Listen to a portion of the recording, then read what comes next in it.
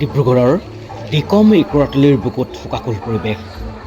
প্ৰাণৰ শিল্পী অসমীয়াৰ হৃদয়ৰ স্পন্দন জুবিন গাৰ্গৰ প্ৰয়াণত অশ্ৰুসিক্ত জনতা। প্ৰিয় শিল্পীক শ্ৰদ্ধাঞ্জলি আৰু শেষ বিদায় জনালে 50 সহস্ৰাধিক লোকে।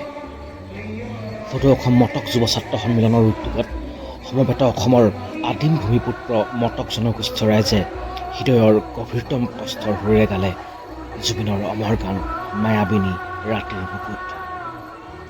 গানৰ প্ৰতিটো শব্দত প্ৰতিটো সুৰত উজলি উঠিল জনতাৰ অগাধ মৰম আৰু শ্ৰদ্ধা। মোবাইলৰ ফ্লাছৰ পোহৰে ৰাতিৰ আন্ধাৰকো যেন জোনাকময় কৰি তুলি অনুৰাগীয়ে প্ৰিয় শিল্পীজনৰ প্ৰতি মৰম আৰু শ্ৰদ্ধা পৰিৱেশন কৰিছে সেই অমৰ গীতটি। অসমবাসীৰ হৃদয় জয় কৰা এজন শিল্পী, যাৰ কণ্ঠত নিগৰিছিল অনুভৱৰ অন্তহীন সুৰ, যাৰ গীতত উঠলি উঠিছিল লাখ লাখ হৃদয়ৰ স্পন্দন। যদিও কায়িকভাৱে আজি তেখেত আমাৰ মাজত নাই, তথাপিও জুবিন গাৰ্গ চিৰদিন জীয়াই থাকিব অসমীয়াৰ হৃদয়ত, তেওঁৰ অমৰ গান আৰু সকলো স্মৃতি।